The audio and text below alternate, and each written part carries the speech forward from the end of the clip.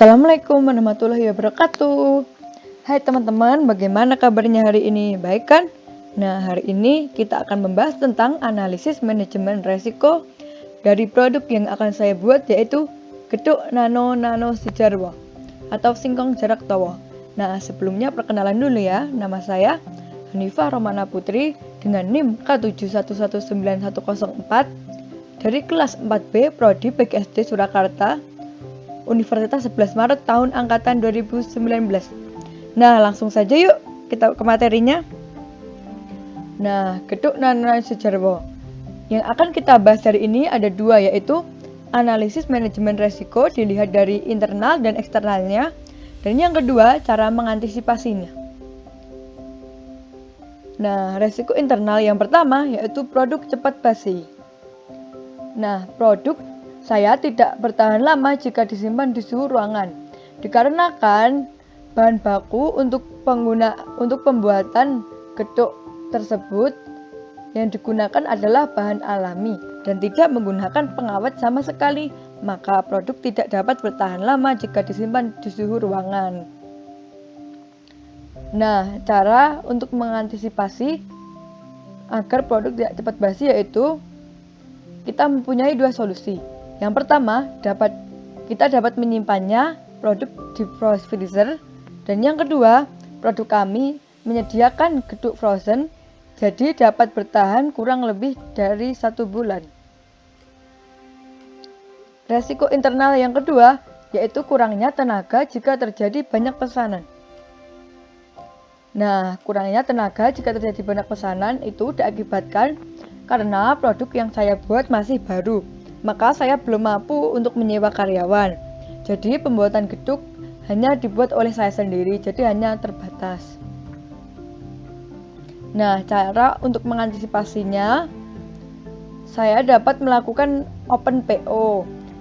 Jadi PO itu list pesanan dulu, baru seminggu kemudian atau 2 minggu kemudian produk baru datang. Nah, itu jadi jika terjadi pesanan yang membludak, saya dapat mengantisipasi dari jauh-jauh hari. Resiko internal yang ketiga yaitu banyak produk geduk yang serupa. Nah, banyak produk geduk serupa. Pada saat ini banyak sekali geduk yang dijual di pasaran dengan aneka rasa dan merek yang lebih terkenal. Jadi, jika saya tidak gencar untuk melakukan promosi, maka produk saya mungkin akan kalah. Cara untuk mengantisipasinya yaitu saya selalu memberikan variasi dari segi rasa maupun bentuk, dan tentunya kualitas bahan yang digunakan yaitu yang terbaik. Kita juga akan melakukan promosi dengan cara buy 3 get 1 dan pemberian voucher setiap tanggal 17 agar menarik minat pembeli sehingga pembeli akan terus-menerus berdatangan. Nah, resiko internal yang keempat yaitu resiko saat produksi. Nah, resiko saat produksinya yaitu produk yang cacat atau gagal akibat pegawai yang tidak mengikuti SOP. Cara saya untuk mengantisipasi yaitu memberikan pelatihan secara terus-menerus agar tidak terjadi kegagalan produksi. Dan untuk produk yang hasilnya kurang maksimal, kita mempunyai alternatif lain agar produk bisa diolah dan dimanfaatkan sebaik mungkin agar produk itu dapat terjual walaupun nilai jualnya sudah menurun. Selanjutnya adalah resiko eksternal. Ada satu resiko eksternal yang saya dapatkan, yaitu terjadi bencana alam. Nah, tidak dapat dipungkiri ya, bencana alam dapat terjadi kapan saja dan di mana saja. Nah, seperti bencana alam atau yang terjadi karena perbuatan manusia, lingkungan bisnis dan persaingan, dan terjadi di luar kendali perusahaan secara langsung. Sebagai contoh, ketika terjadi kebakaran perusahaan, maka akan mengalami resiko di luar dugaan.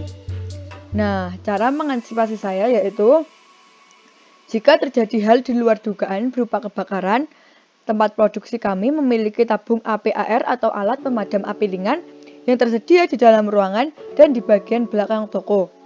Walaupun belum ada pelatihan, tapi dalam penggunaannya sudah bisa menggunakan tabung APAR. Sedangkan jika terjadi kebakaran besar, maka akan melibatkan pemadam kebakaran. Nah, segitu saja analisis manajemen resiko dari produk saya. Kurang lebihnya mohon maaf. Terima kasih. Wassalamualaikum warahmatullahi wabarakatuh.